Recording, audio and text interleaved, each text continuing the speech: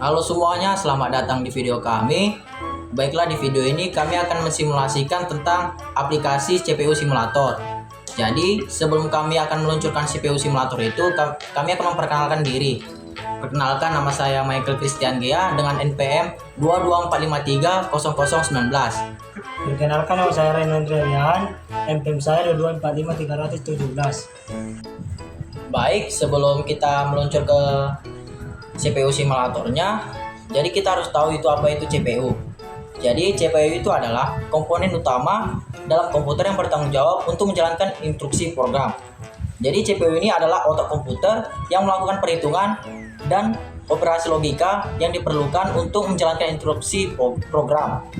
CPU ini juga terdiri dari dua komponen, yaitu unit kontrol dan unit aritmatika. Begitu juga dengan logika atau bisa kita sebut ALU. Jadi unit kontrol ini mengambil instruksi dari memori dan menguraikannya, sementara ALU melakukan operasi matematika dan logika yang diperlukan. CPU ini juga beroperasi dengan kecepatan dalam GHz, atau kita bisa dalam tulisannya itu GHz. Dan semakin tinggi kecepatannya, semakin cepat juga CPU dapat melakukan instruksi. CPU ini juga adalah komponen penting dalam komputer dan perangkat lain yang membutuhkan pemrosesan data dan kecepatan, dan kinerjanya juga dapat memiliki dampak signifikan pada kinerja keseluruhan sistem. Baiklah, kita akan meluncur tanpa berlama lanjut lagi, kita akan meluncurkan sistemnya. Sistemnya atau apa? Salah. Oh, sekolah. Baiklah, kita akan meluncur ke dalam aplikasinya. Setelah kita buka aplikasi CPU simulatornya, terdapat tampilan seperti ini.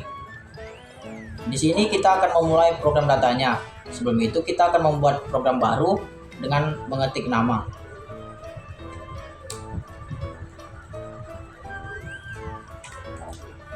Nah, di sini ada base address, kita bisa mengisinya, bisa mengisi angkanya yaitu 1, 2, 3 atau 4 sampai 5. Bisa juga 10, tapi kita mengisinya di sini 0 aja ya. Nah, setelah kita mengisi program name dan base address-nya, kita langsung add. Nah, setelah kita meng-add-nya, kita akan muncul di program list-nya seperti ini. Jika sudah selesai, kita akan masuk ke instruksinya. Di instruksinya ini terdapat yaitu add new. Di add new ini kita akan membuat program seperti ini. Jadi di sini terdapat juga alat-alat untuk membuat instruksinya. Seperti value ini kita bisa mengisi angka yaitu seperti 10. Dan kita akan membuat di kodenya ini kita akan buat move. Registernya kita akan buat di R00. Lanjut, kita akan menampilkannya pada CPU instruction. Kita akan menekan tombol yaitu name instruction. Nah, dia sudah muncul di CPU instructionnya ini pada labelnya. Setelah itu kita akan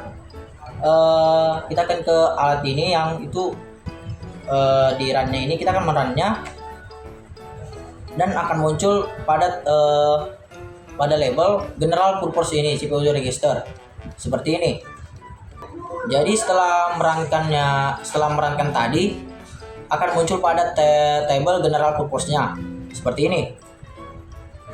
Nah, di instruksi ini juga terdapat tools atau alat yang seperti bisa kita lihat pada tampilan tersebut. Seperti jika ada yang ingin diedit, kita akan tekan tombol edit. Jika ada yang ingin dihapus, kita tinggal tekan tombol delete. Nah, terus kita akan membuat program baru lagi dengan cara yang sama. Tapi kita di sini buat angkanya itu 5. Kita buat di registernya yang paling bawah dengan R01. Dengan kode tetap move ya. Kita tekan tombol name instruction dan masuk ke dalam tampilan CPU instructionnya juga ya. Nah, setelah itu kita akan merankannya dan akan muncul angka 5 seperti di tampilan ini ya. Nah, kita akan buat ini lagi supaya kita tahu cara untuk cara penjumlahan atau pengurangan pada table ini ya. Jadi hapus aja gitu. Kita akan membuat di sini registernya kita ganti yang dari SP menjadi R00, yang di bawah tetap R01. Kita buat name instruction dan akan muncul seperti ini, move R00 R01. Jadi kita akan merankannya dan kita akan bisa melihat di sini yang angkanya yang R001 tadi dari 5 jadi jadi 10 sama dengan R00 tadi. Masuk ke program kontrolnya. Di program kontrolnya ini ada step run by instruction, by single day, by slow, reset program dan show. Di sini kita memilihnya by single tab. Di sini kita selanjutnya masuk ke running tab program. Di running program ini seperti dilihat dari layar.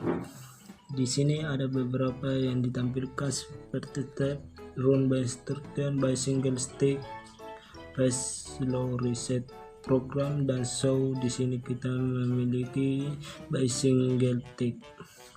Setelah itu kita masuk ke overshipping and from controlling. Di sini kita masuk pada general purpose CPU register. Di general purpose ini kita mengkliknya ke kita cari yang tadi sudah dijelaskan sebelumnya, itu di bagian register R01. Di sini untuk mengisi foldernya kita masuk ke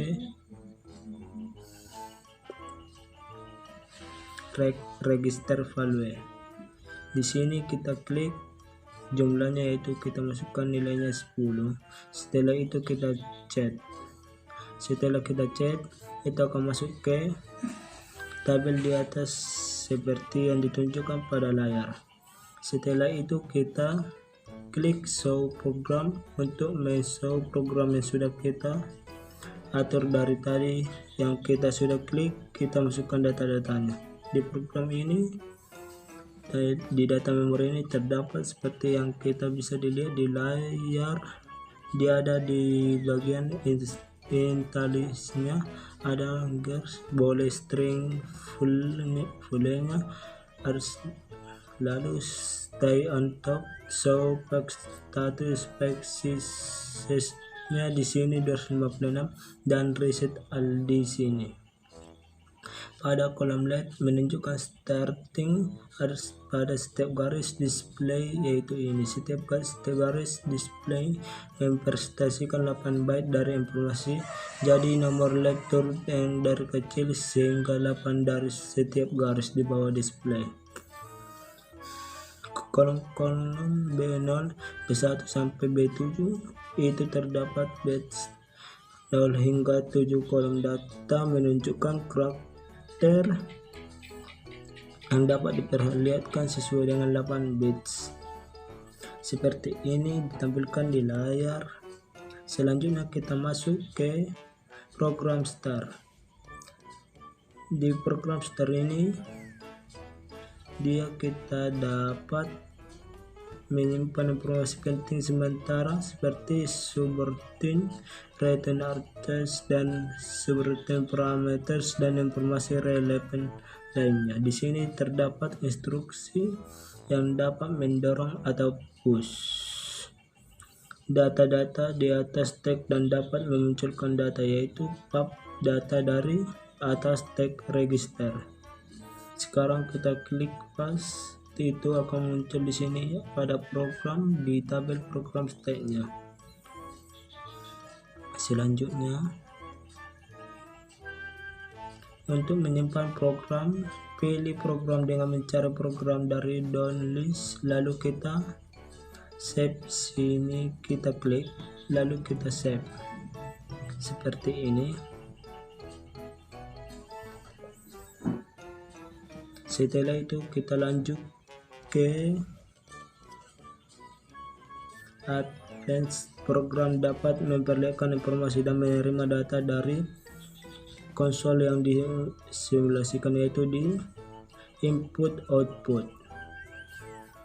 Ketika kita mengklik input output, dia akan memunculkan seperti ini yang ada di tampilan di layar.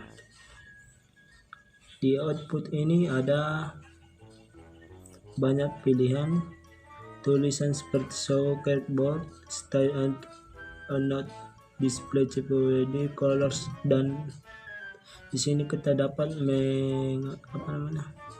mengatur sesuai kebutuhan atau keinginan kita masing-masing.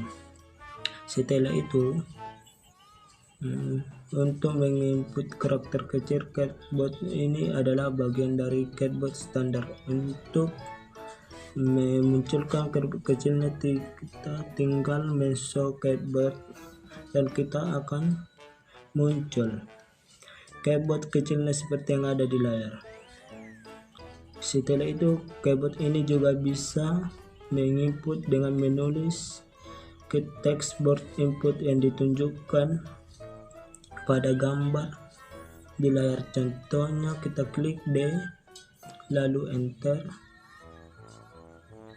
Ini dia sudah langsung muncul ke bagian inputnya.